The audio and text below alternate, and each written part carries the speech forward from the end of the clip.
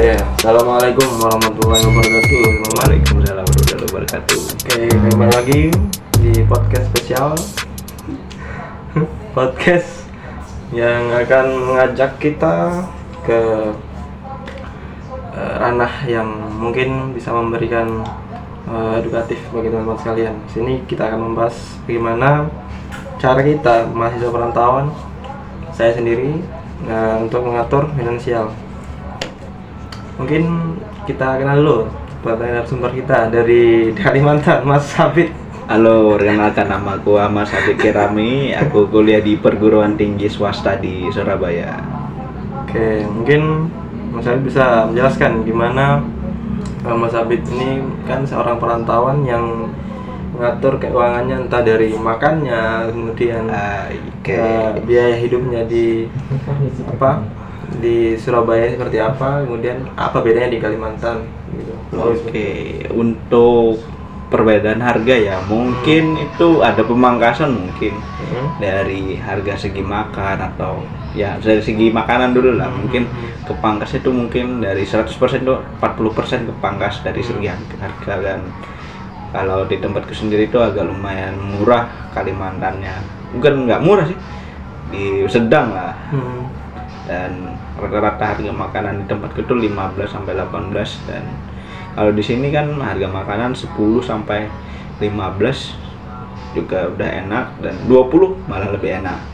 Nah, untuk aku sendiri sih yang paling ku prioritasin kalau buat uang itu bakal ku bagikan ke yang primer dulu. Misal kayak bahan makanan, terus alat yang seperti sabun, parfum itu pasti diprioritaskan dulu. Nah, untuk yang lainnya seperti tugas. Nah, biasanya itu yang sering untuk perantau itu bingung itu cara bagi uang jajan sama uang tugas. Karena tiap jurusan itu beda-beda dan apalagi persepsi orang luar non Jawa taunya itu kuliah nyetak kertas tugas harganya segini jadi tugas ya. Sebenarnya kalau kita kuliahnya beda-beda, mungkin kayak arsitek atau DKV, teknik sipil, itu kan tugasnya duitnya kan wow. Nah, terus sekarang itu aku tuh punya agreement deal-dealan di rumah. Jadi semisal aku tuh uangku segini, uang makanku tuh segini, uang jajanku tuh segini. Nah, terus gentleman agreementnya itu semisal aku kehabisan uang, itu orang rumah itu tahu. Karena apa? Karena mungkin tugasku satu project mungkin lebih dari 100 ribuan lah per tugasnya. Jadi ku buktiin pakai foto stroke tugasnya ini segini. Jadi aku minggu ini habis segini. Jadi ada ketransparansian antara aku dan orang tuaku. Jadi orang tuaku memaklumi kenapa kuliahku beda sama jurusan lain. Kan kalau jurusan-jurusan yang pada umumnya kayak FISIP atau akuntansi manajemen kan biasanya atau administrasi kan pasti paling nyetak satu minggu 100 ribu cukup. Kalau kuliah seni, kuliah teknik kan uangnya itu kemana-mana tuh, tiap praktek kan duit. Nah, itu kan otomatis kita ya secara uangnya juga beda gitu. Yang ruling sama ya. Kalau dari saya sendiri kan, kalau saya dari Papua itu, kalau di Papua itu makanannya kurang lebih sama harganya, tapi agak sedikit beda di bagian porsi. Kuantitasnya berarti. Nah, betul. Kalau di sana mungkin nasi gorengnya di sini sekitar harga belasan ribu. Nah, di sana harganya sekarang 20-an ribu ke atas.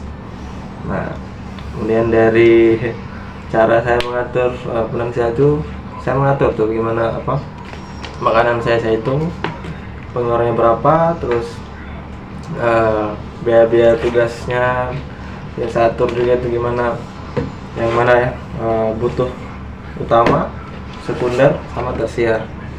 Nah, untuk primer itu kan tadi kayak kebutuhan pokok, makanan, kemudian alat-alat untuk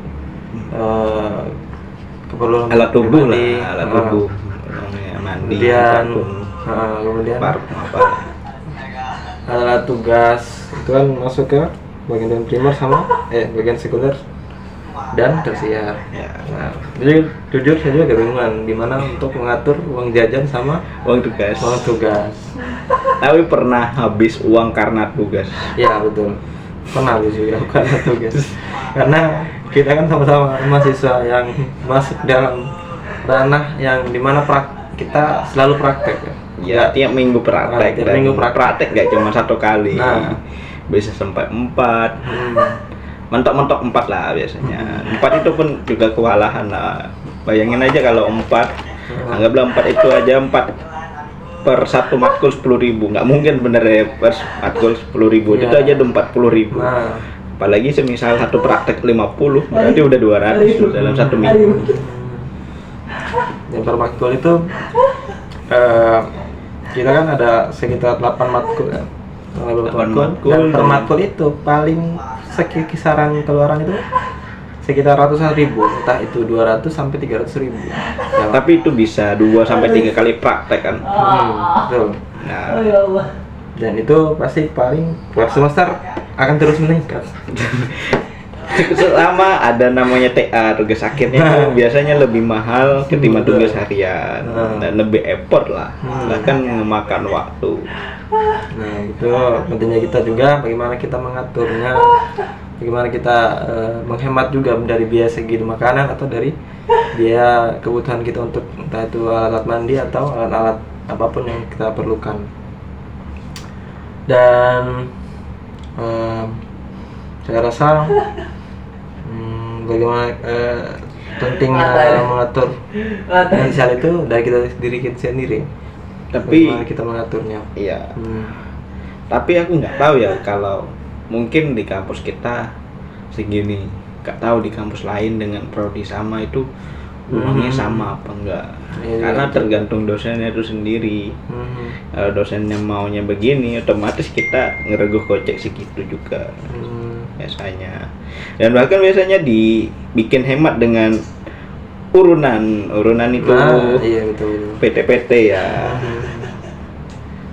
Betul. PT-PT bahasa Jawanya itu apa? PT-PT bagi-bagi apa? PT. Kumpul-kumpul. Ngumpul gitu. Iya betul. Selamat malam Surabaya. Sekian mungkin dari podcast singkat kita pada malam hari ini. Saya rasa cukup. Mas Abid, terima kasih atas waktunya. Saya Abli. Selamat malam Surabaya. Pamit undur diri, terima kasih.